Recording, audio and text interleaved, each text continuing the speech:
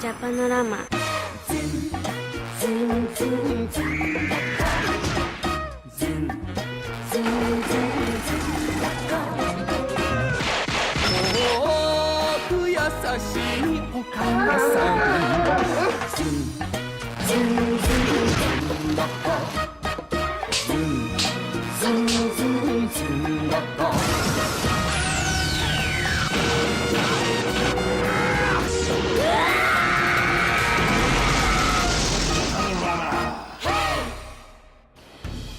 Konnichiwa and welcome to Japanorama.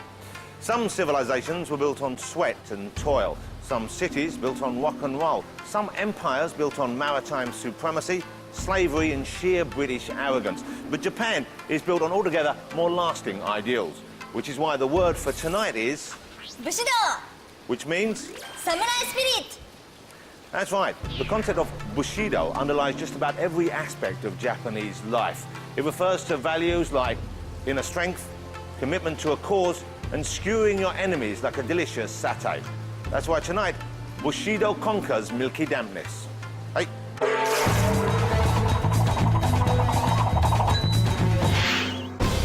For nearly 3 centuries, samurai warriors policed Japan, applying a strict code of honor, loyalty, and extreme courage known as Bushido. Tonight we intend to show the samurai spirit is alive and well and thriving in Japan in all manner of entertaining ways. Although the Bushido concept originally applied to epic clashes between fierce feudal warlords, these days it's more likely to be called upon in a smaller arena. A much smaller arena. The popularity of sumo wrestling is in decline among young Japanese. However, an unlikely hero has stepped into the Beisho to preserve Japan's national heritage. It's the sumo beetle.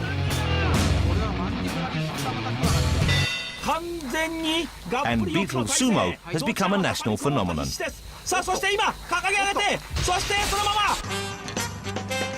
Beetle Sumo's profile was dramatically raised by the introduction of Mushi King, a children's arcade game based on the collecting of beetles from around the world. Catering for the demands of real-life Beetle Sumo are specialist beetle shops all over Japan. In this shop, we sell live beetles from all over the world, as well as reference literature. We have roughly 300 to 500 insects on display here. To buy your champion warrior, first you need to know your beetles. The most popular battler is this, the Japanese stag beetle. These can cost up to £500 if bred from good fighting stock. Or if you want something more prehistoric looking, you can have this, the Ecuadorian Hercules beetle, which costs up to £1,500. If you fiddle with them too much, they would die. They are not like cats or dogs. Beetle sumo competitions are held all over Japan, with the prestigious national championship being the center of the Beetle sumo calendar. Some of Japan's top beetle battlers have met up in the back room of a beetle shop to have a little friendly before the actual competition starts. Champion of the Kocha area, Oshi-san, and her insect, Diablo. And champion of the Kanto area and his insect, Mekofa. Okay, ready, steady, go.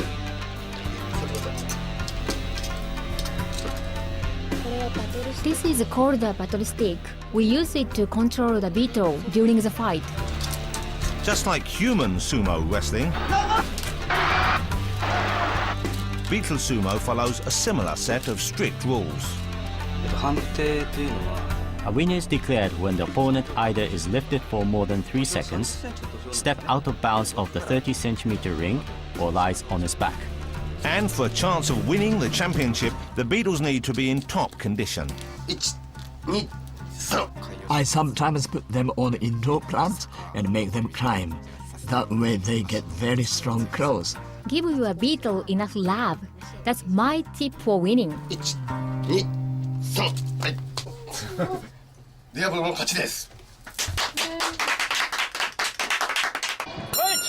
Stay tuned to find out if she beats her competition to win the Beetle Battle Championships and be crowned the Queen of Beetle Bushido.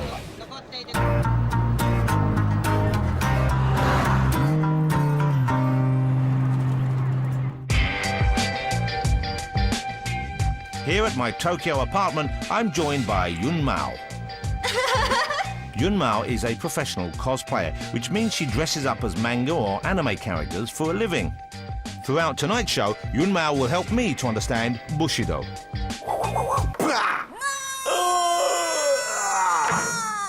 There you see. And now, Madame Shiroto as the Shogun and her crew of instructive youngsters as the blonde temptress in Pardon My Bushido. Okay, you can kick Umi now, okay?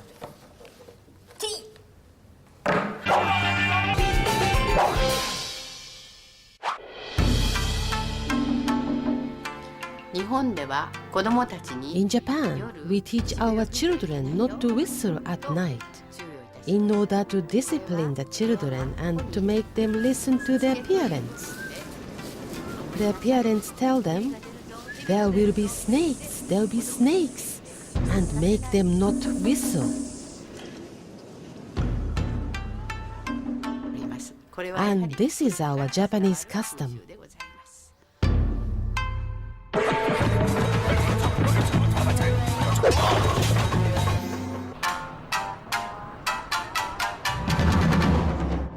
When you think of Japanese cinema, you probably think of a blood-soaked tragedy in which a vengeful samurai cuts his way through an army of enemies to regain his lost honour. But the Japanese like a laugh at the movies as much as anyone else. Submitted for your consideration, the work of one Kawasaki-san. He had a big hit a few years back with a film called Calamari Wrestler, in which a giant squid finds fame and true love on the wrestling circuit. He followed that with Executive Koala, in which a giant koala bear goes to work in an otherwise normal office. And, like the rest of Japan, I'm bursting with anticipation at the imminent release of his next movie, Crab Goalkeeper, in which a giant crab, well, you can probably figure out the rest yourself. Now, where Kawasaki gets his love of oversized animals and unusual situations from, I can't yet say, but I'm hoping the answer lies within, because this is an elegant and upmarket blowfish restaurant on the outskirts of Tokyo, which is owned and run by his parents. I'm about to go in and sample Japan's deadliest dish in an effort to find out more. Wish me luck. Puffer or globefish, known to the Japanese as fugu. There are 30 steps prescribed by law for preparing fugu.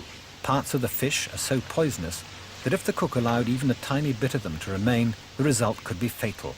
Every year, about 30 Japanese die from fugu poisoning, a fact to banish from one's mind at moments like this. Kawasaki-san? いらっしゃい。はじめまして、どうぞよろしく。どうぞよろしく。 And Mama and Papa. Okay, nice to meet you. Shall we have some blowfish? どうぞ。 Okay, thank you. I'm very excited about trying blowfish. Kind of nervous. I heard somewhere that the samurai would eat fuku before going into battle. Is this part of the code, the Bushido? They probably knew the taste made it worth eating, even though it put their lives at risk. So, what has Papa got here for us? It's called nikogori. You cook the skin of the fugu until it becomes solid like that. Oh, like a jelly. How many people have your parents lost in this way? どうですか？毒がないから安全。 48-year-old filmmaker Minoru Kawasaki is one of Japan's leading directors of men in rubber animal suits. Fine. I will not ask anybody anymore. His big feature film breakthrough came in 2004 with The Calamari Wrestler. This surprise box office hit examines the universal theme of the underdog battling against adversity. A pro wrestler is struck down in his prime by cancer and somehow transformed into a giant squid. Casting a sporty seafood as your hero may sound slightly avant-garde to you or me, but maybe this winning concept came all too naturally to Kawasaki-san. Do you think it's because of your blowfish history that we have calamari wrestler? イカだの、カニだの。 Squid and crabs and so on take center stage for me, because seafood cannot be separated from my environment. 原点になってるんですよね。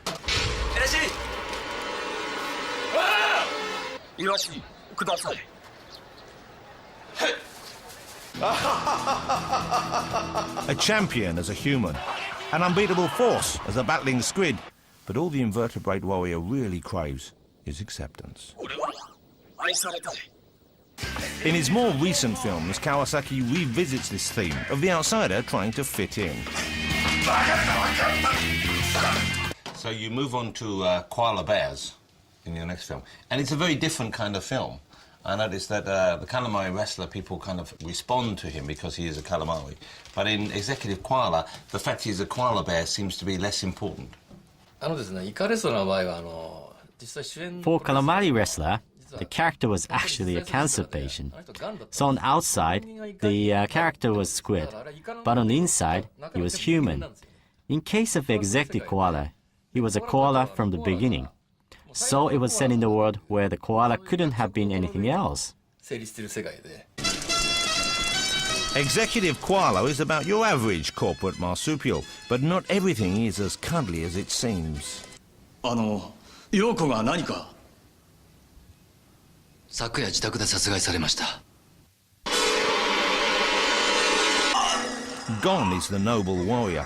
Kawasaki's dark psychological thriller gives us a homicidal koala who seems to have inadvertently murdered his wife.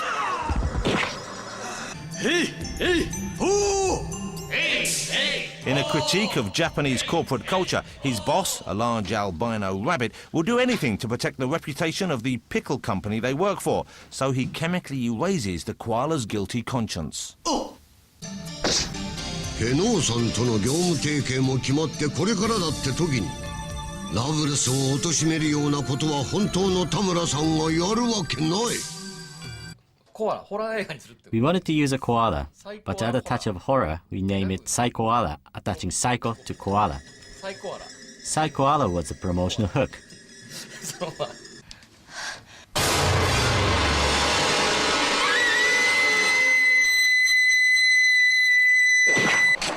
This is a fugusashi.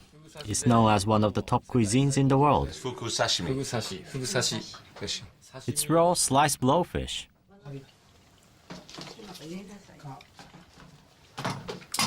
Amazing, huh? I don't know if it's the spice or that, but it does feel quite tingly. I'm very much looking forward to Crab Goalkeeper. This seems to be a return to the film which made your name.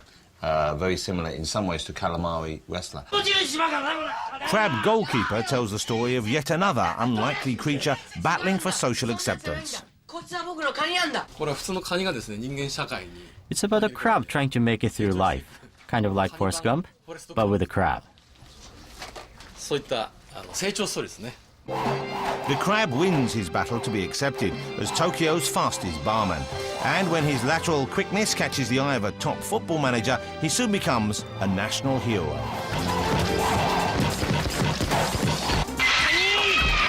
Is this the last of the animal films you make? Does this complete your animal trilogy?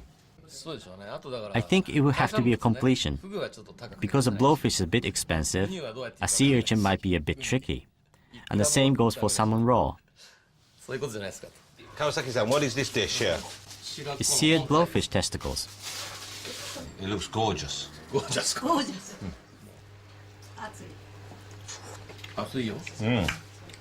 I can't get enough of these blowfish balls. When I finish eating my fuku, does this make me an honorary samurai? You have experienced the ultimate in being human. Will you please thank your father and your mother for this delicious meal? Thank you very much.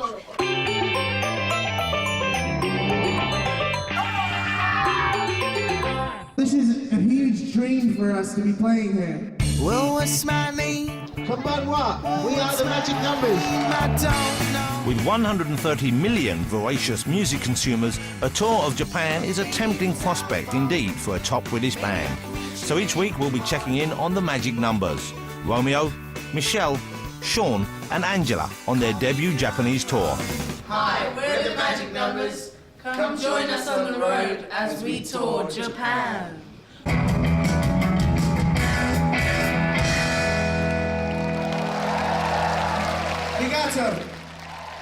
The band have just finished their fourth gig at the Zepp Stadium in Tokyo. I love Magic Numbers! I'm just overwhelmed by the people, really, and just how giving they are, and just welcoming and really polite. Thank you for your kind. Your kind had a great impressed me. And that reminds me, your new songs is so nice. And look at the four of us. So we're actually heading back to the hotel now, dump all our stuff, and then we're going to have what hopefully will be the most craziest night out in Japan, all of us going out singing karaoke. Miss Harry! We are now in a place where we're going to do karaoke. How many times will she call me in the morning before I wake up?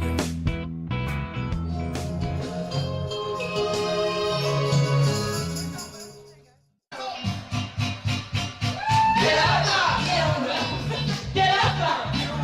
Stay on the scene like a sex machine. Touch me now and close my eyes.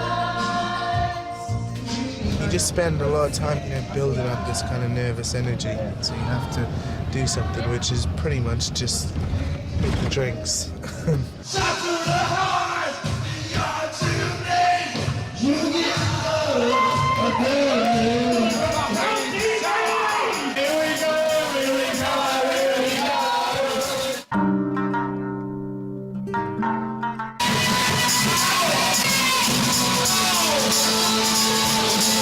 It didn't end up in that much of a sort of violent ending, but it came close.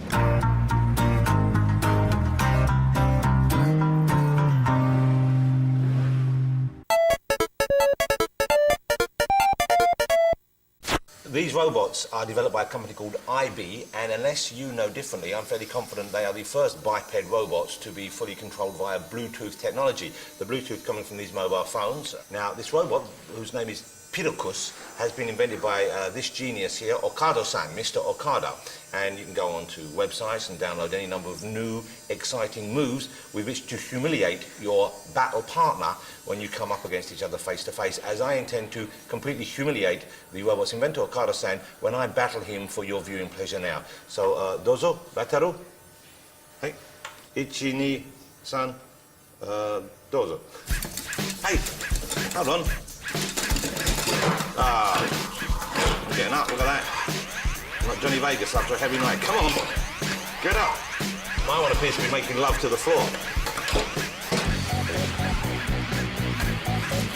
That's about how ineffectual I would actually be in a fight. You don't mind me saying so, that last move was a bit gay.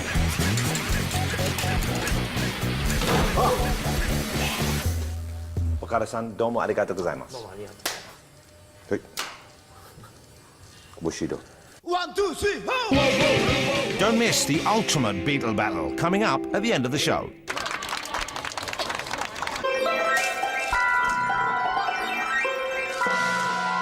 At first you think she's just another cute Japanese schoolgirl. Then you notice her coolly malevolent expression. Maybe it's the flecks of blood and brain on her gleaming white socks. Thanks to such unforgettable films as Kill Bill and Battle Royale, but the most vivid image many of us have of a Japanese schoolgirl is that of Chiaki Kuriyama, Japan's hottest young actress.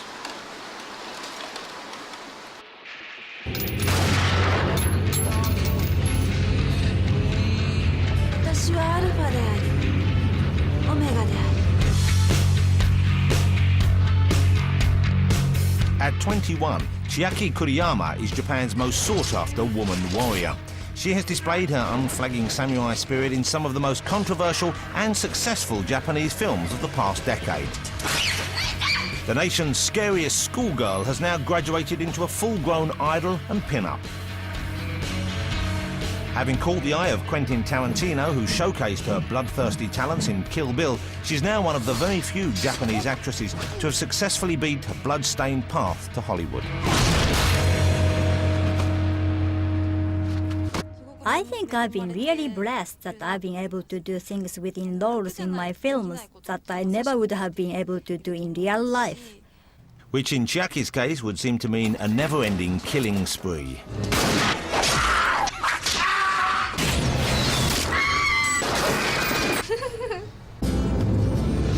Already an accomplished child actress, Chiaki played a psychotic schoolgirl in the TV series Multiple Personality Detective for the legendary director Takashi Miike. 主の恵みが全てのものとなりますよ。 However, it was her next role, once again portraying a toxic teen in the controversial classic Battle Royale, that gained her international recognition. It was such a horrifically scary film, which I think is what appealed to the audience and made it such a success. When Quentin Tarantino wanted to pay homage to all things Japanese, a psychotic schoolgirl was a must. Of course, there could be only one contender for the role of Gogo Yubari in his 2003 international hit, Kill Bill.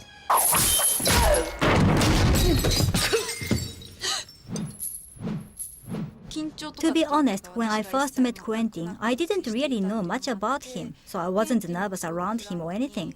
He's always very frank and he's always laughing really loudly when we are filming on set. Quentin knows everything about Japan. He's a real Japanomaniac.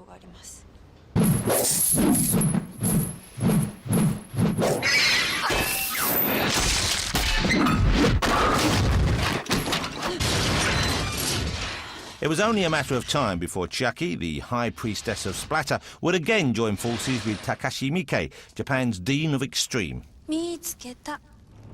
His Goblin Wars cast Chiaki once again as an evil female warrior.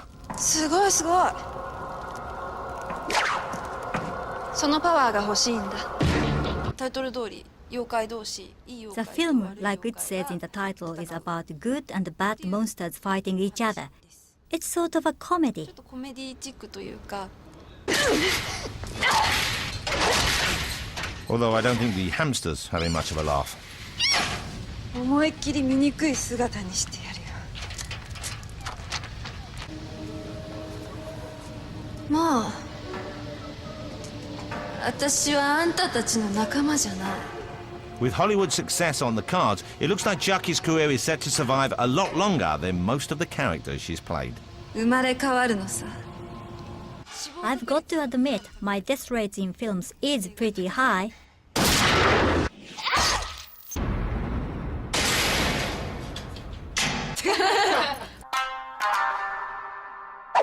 Look at that, I've almost got you. I've gone for your leg, but no.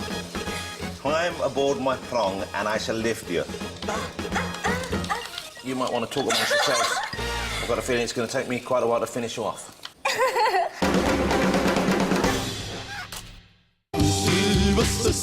At last, it's time for the Beetle Battle Final, held at Saitama Stadium, an hour north of Tokyo, and it's all overseen by the biggest beetle of them all. Over the past month, preliminary beetle heats took place across Japan. The finalists from each county are now gathered here for the big showdown, and they all have their own winning formulas. As you can see, these are table tennis balls. The color is threatening to the stag beetles. It makes them very aggressive. The beetles don't move at all at temperatures below 25 degrees, so I keep them warm with these. That way they are more agile in the ring. We already gave it a lot of food before the competition, but if you give it too much, the beetle would not feel like fighting. And the atmosphere is absolutely electric in anticipation of the conflict that lies ahead. There's a line you can see. Please stay behind it. The little ones in front, please be careful with the insects flying towards you. You can get pinched by them really hard, so please be careful. Round one. So the battle gets underway as beetlers of all ages and sizes lock horns in this knockout competition. But when it comes to separating the men from the boys, it's always the skill, the experience, and the chemistry between man and beetle that counts. There's a kind of psychological link between the owner and the beetle. It really is a mind game more than anything else.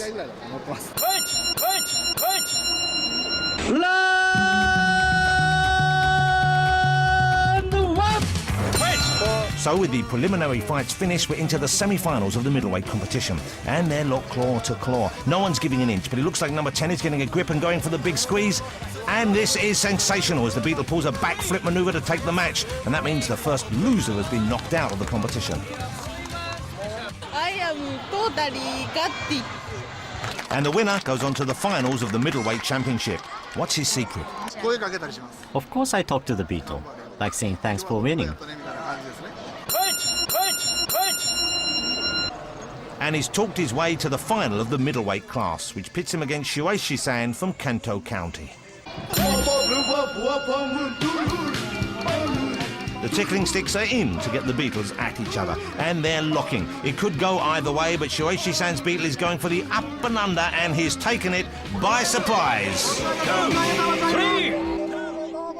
It's a straight victory for Shueisha-san, who is now the middleweight champion of Japan. I suppose the mind games got the better of me. I was talking about it too much. We're into the semi-finals of the heavyweight championships between Oishi-san with her Beetle Diablo and Tatsuta-san with his Beetle Schneider. And they're off, and it's a battle of the giants with no one giving an inch in this sumo of the insect world. But yes, Diablo has knocked Schneider off balance. He's out of the ring. Let's see that again. Clean win for Diablo, and that puts Oishi-san through to the heavyweight final. It's time for the final in the heavyweight class, and it's Oishi-san in the blue against, a very small boy. Could go either way, but there's guaranteed to be tears at the end. Oh, and they're straight at it. This is going to be good. Oh, she's almost had him there, but no, he's back in, and the crowd, as you can see, are beside themselves. But look at the power of Diablo as he pushes. Yes, I think it's all over. Yes, he is out of the ring.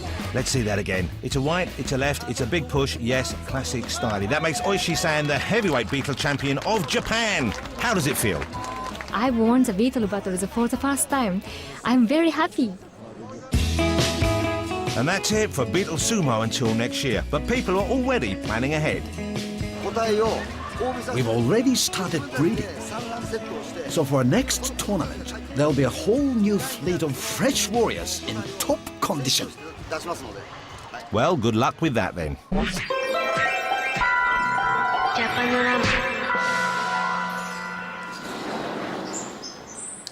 Well, we've tattled, we've battled, and now it's time to skedaddle. But what have we learned? Man who keep nose to grindstone never smell roses, unless, of course, he's grinding roses, in which case he enjoys lovely, fragrant attar. Oya sumunasai. Good night.